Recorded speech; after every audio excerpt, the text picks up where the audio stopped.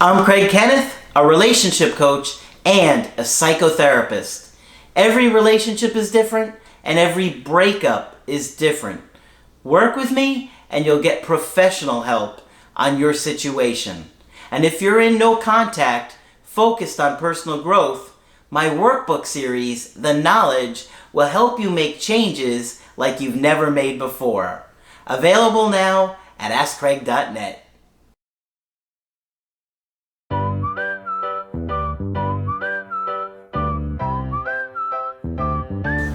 Hi there, I'm Coach Craig Kenneth. I'm Coach Margaret. And today we're going to be talking about my ex changed on me. Oh. You know, when we meet somebody and we start to get to know them, it gets really exciting. Mm-hmm. We have absolutely.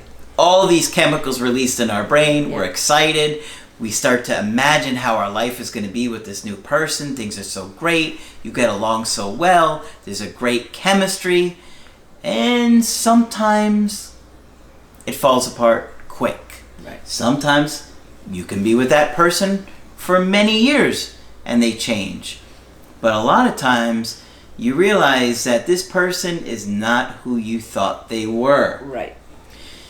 This happens a lot, especially in newer relationships. Mm-hmm. You know, we just start to hang out with somebody. And one of the things that I think we do a lot is we overlook the red flags. Yes. And we don't realize how something is really going to be significant. Right. Right? And one of the reasons for the hormones and the chemicals that flood us is so that we will ignore the red flags and propagate, because nature always wants more children. Exactly. Right?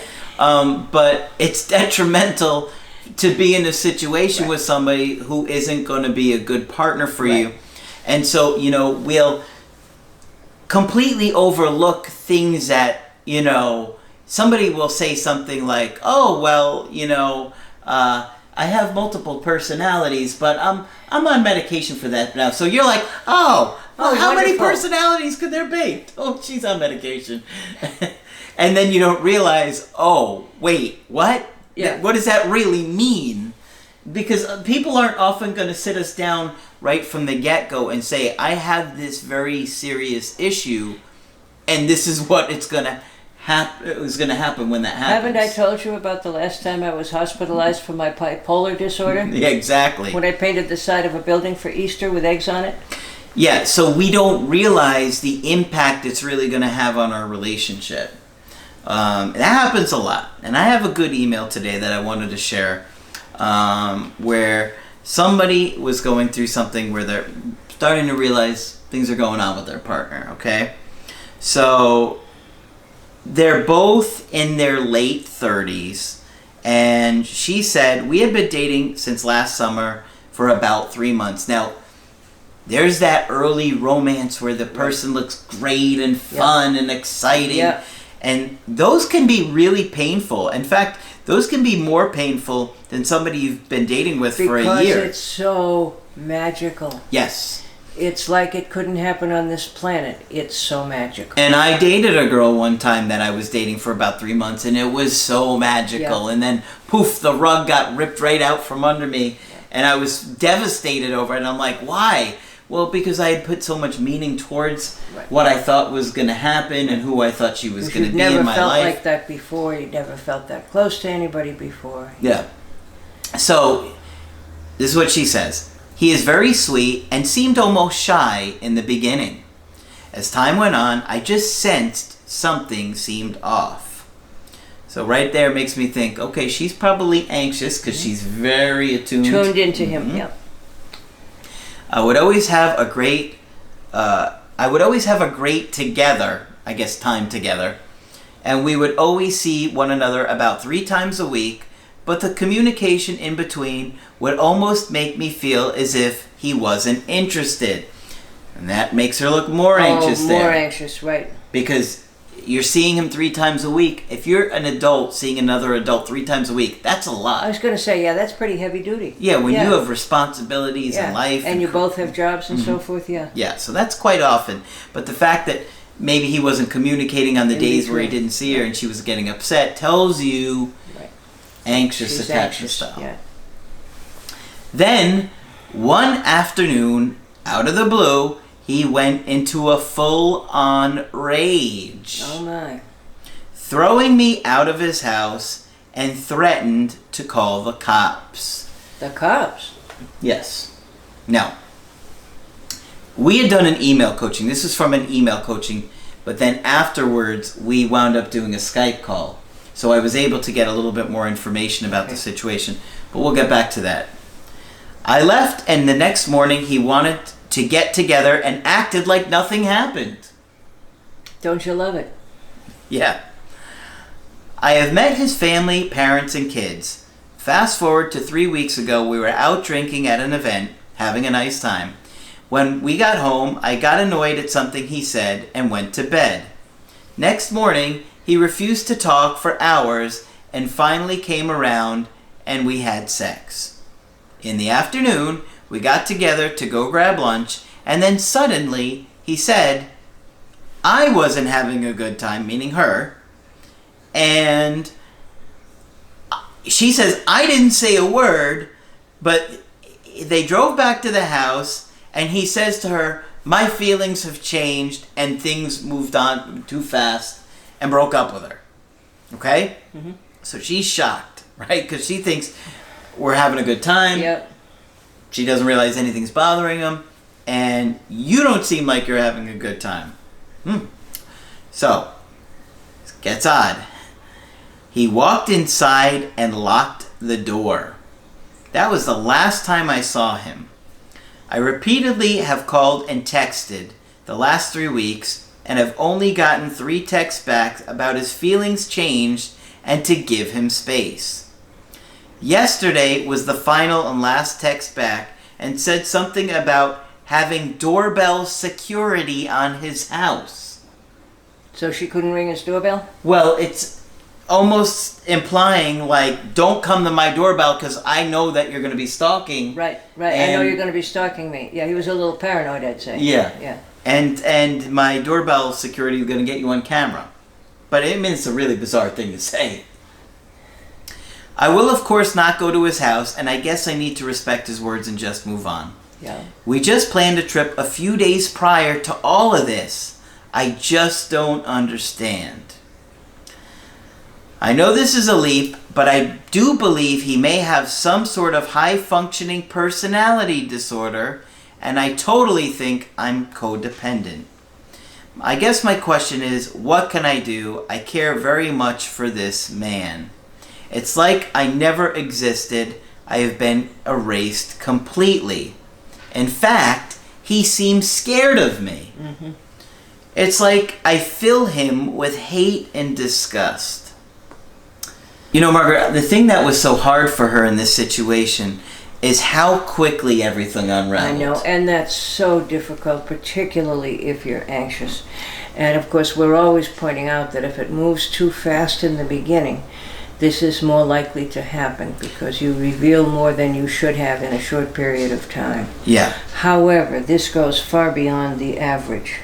Yeah, there was some really unusual behavior. The way he went into the rage out of nowhere. When she told me the story, that's always a red flag. It was, they weren't in a fight or anything, and then, acting like he was scared of her, and well, then acting like he didn't remember the rage the next day. Yeah. And then the doorbell, saying, well, I have this... That was... She said to him, like, how are you doing? Just tell me what's going on. And instead of replying, he says, I have a security doorbell. Like, that was his response. Yep. Nothing about... Terrified. Yeah. So it was very odd. And like she said, they had just planned a trip a few days to all of this happening. So it was like this guy that she thought was great and funny, and they had a good chemistry and had a good time, and they had aligned values. All of a sudden, it's like he doesn't even exist anymore. Right. And that is really hard. And you again wonder if he remembers planning the trip, or what happened to him in between. Something pretty dramatic. Yeah. And she feels like this is her fault. Oh, God. And Did she say that? Well, she didn't say it here, but we did the Skype together, so right. I know she felt like what did I do something? What was going, she's trying to figure it out. Yes, and remember that anxious kids are often try to figure out what they did to make mom not respond to them one day. So it's almost normal for her to be doing that. But no matter what she did, it would not account for his behavior. I'm concerned about his behavior. Yeah. Anyone who has rages that come out of the blue and that you can't account for, it is obviously struggling with something pretty major. Then he sounded almost paranoid. He was kind of hiding in the corner and thought she was going to come and ring his doorbell. Yeah. So whatever's going on with him, it's quite serious, and she could not in 3 months have done anything to make this happen. No, I agree. Or in 3 years either. Yeah, it's very concerning. She said something in the email. She said, it's like I never existed. I have been erased completely. And I asked her, has anyone else ever made you feel like that? And I'm wondering if her parents made her feel like that. Invisible, not there. Yeah, no longer there. Exactly. You're there, you're a person, you're here, you have a right to live your life, and you can't live it around this guy. Yeah. And there's also no way for her to be helpful to him. He won't talk with her. And I think given the level of his being scared of her, she should really not attempt to contact him. What are your thoughts on that? I don't think so either. No. I have concerns about this guy's behavior. Yeah. And, it doesn't sound to me like he's mentally okay. No, it's concerning. The way she had even described the incidents were concerning when we talked. And, unfortunately, this guy who was so sweet and funny and kind in the beginning changed that may be his normal self, but something major got in the way of that. Yep. Yeah. So, and if he wants to see her again, and she's willing, I would strongly encourage her to see him first in a public place. yes, and take it slow, because you really got to remember that when you got into this situation, you didn't see that he was doing any of these bizarre behaviors. No. Now that you know what he can do, you got to be careful. Right. But I do know that she is going to do a Skype with you. Oh, good. She may have already chosen a time. These are serious symptoms. Yeah, exactly. Okay, I'm glad. All right. So, but many of you are dealing with situations where somebody appeared to be one way after 4 months, 6 months, a year, sometimes after 20 years. Oh, yeah. People will completely change. Right. And it's not easy, because that person that you were so in love with or so attached to just doesn't even seem like they exist anymore. Right. Yes. And there's something about existing in there, because kids can feel like their parents treat them as if they don't exist. And you picked up that when you were talking with her. Yeah. Good for you.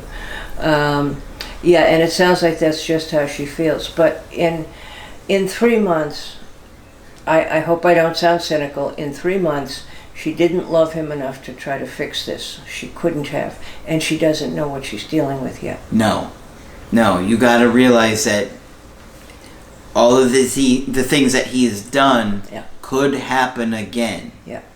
And of course, because she's caring, she's going to want to help him. Yeah. There is nothing she can do unless he contacts her. Yeah.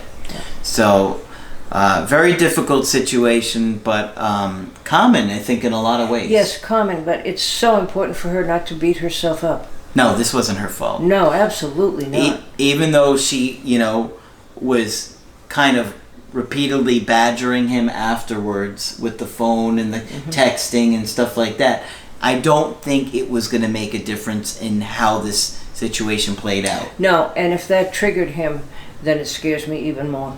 Yeah. Yeah. Okay. Tough situation. Very difficult. Okay. If you want to get our help personally with your situation, just go to my website, askcraig.net, sign up for the coaching option that works best for you. I do email coaching and I do Skype. Margaret is available for Skype coaching. If you feel that I can be helpful to you, please sign up with me. Just click on Margaret on the top of the website to do that. That's it for this video. I'm Coach Craig Kenneth. I'm Coach Margaret. And we will talk with you soon.